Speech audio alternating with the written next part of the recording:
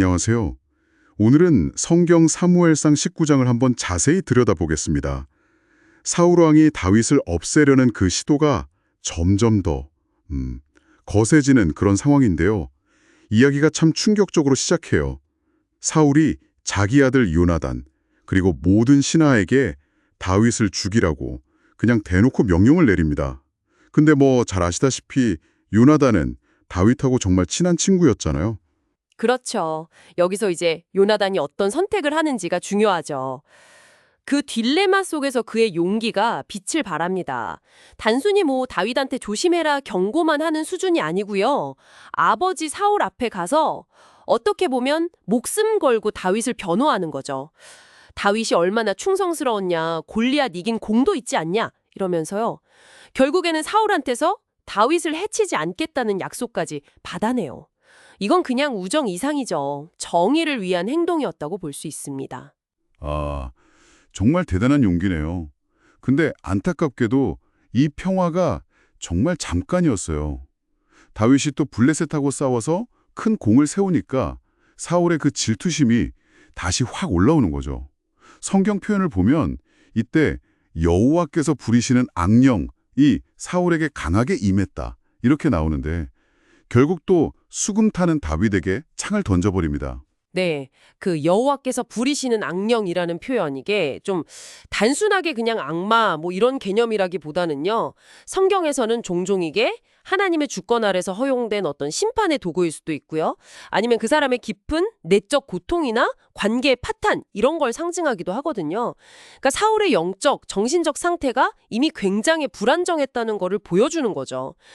다윗이 성공할수록 사울의 그 어두운 면이 계속 자극받는 패턴이 여기서도 반복됩니다. 다윗은 이번에도 운 좋게 피하긴 했는데 사울이 이제 아예 암살자들을 다윗 집으로 보냅니다. 이제는 다윗의 아내, 그러니까 사울의 딸이기도 한 미갈이 나설 차례인데요. 와, 이 장면 보면 진짜 미갈의 기지가 대단해요. 다윗을 창문으로 몰래 탈출시키고 침대에는 염소털 같은 걸로 덮은 우상을 눕혀놔서 마치 다윗이 아파 누워있는 것처럼 꾸미죠. 시간을 벌려고요. 그렇죠. 이 장면이야말로 사울 왕가 내부의 그 균열이 얼마나 심각한지 그걸 아주 잘 보여주죠. 자식들이 아버지의 그 잘못된 명령에 맞서서 다윗 편에 서는 거잖아요.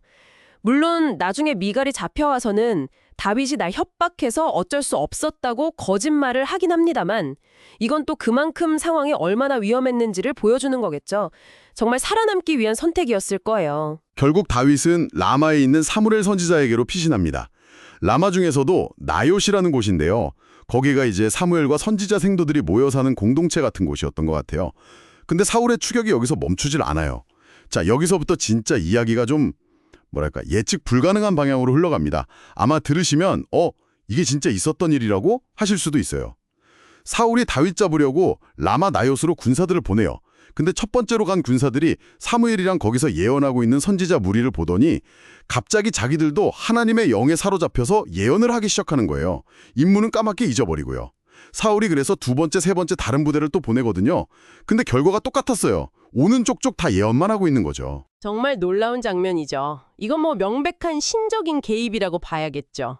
여기서 하나님의 영은 아까 사울에게 임했던 그런 부정적인 힘하고는 완전히 다르게 아주 거룩한 능력, 또 예언의 힘으로 나타납니다. 군사들이 하는 그 예언이라는 게 단순히 뭐 미래를 맞춘다기보다는 하나님이 아주 강력한 임재 앞에서 자기도 모르게 어떤 신적인 메시지를 외치거나 황홀경 같은 상태에 빠지는 현상으로 이해하는 게 더 가까워 보입니다. 사울의 계획이 그 인간적인 명령이 초자연적인 힘 앞에서 그냥 완전히 무력화되는 거죠. 자기 군사들이 계속 실패하니까 사울이 이제 분노도 하고 조바심도 나고 그래서 결국엔 자기가 직접 가겠다 하고 라마 나요스로 향합니다. 근데 여기서 이야기가 또 한 번 뒤집어져요. 사울한테도 똑같은 일이 벌어진 겁니다. 맞습니다. 사울 역시 라마나요스로 가는 길에서부터 하나님의 영에 사로잡혀서 예언을 하기 시작하고요. 심지어 사무엘 앞에서는 옷을 벗고 밤낮으로 벌거벗은 채 누워서 계속 예언을 했다고 나와요. 왕의 체면이고 뭐고 다 없어진 거죠.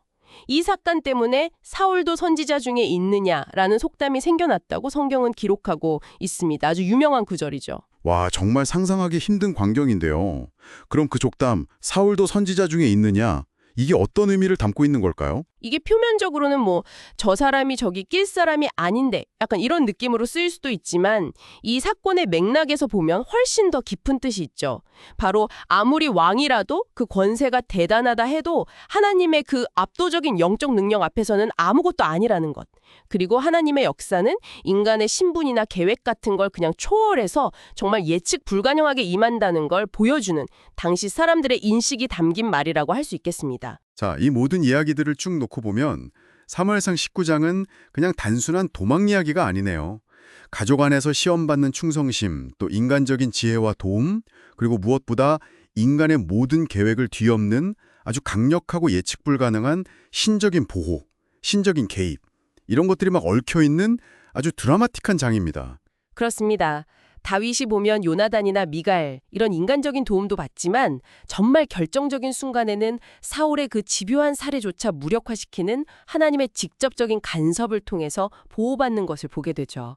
심지어 그 개입이 다윗을 죽이려던 사울 자신에게까지 미치는 걸 보면 참 놀랍습니다. 마지막으로 이런 질문을 한번 던져보면서 마무리하면 어떨까 싶습니다. 이렇게까지 명백하게 신적인 방해, 어떻게 보면 경고라고 할 수 있는 사건들이 계속되는데도 사울은 왜 다윗을 향한 그 집착과 추격을 멈추지 못했을까요? 어쩌면 이것이 당시 사울이 그토록 붙들고 싶었던 왕권의 본질이 무엇이었는지, 그리고 이미 너무 깊이 병들어버린 그의 내면 상태에 대해서 중요한 실마리를 던져주는 건 아닐까 한번 생각해 볼 지점인 것 같습니다.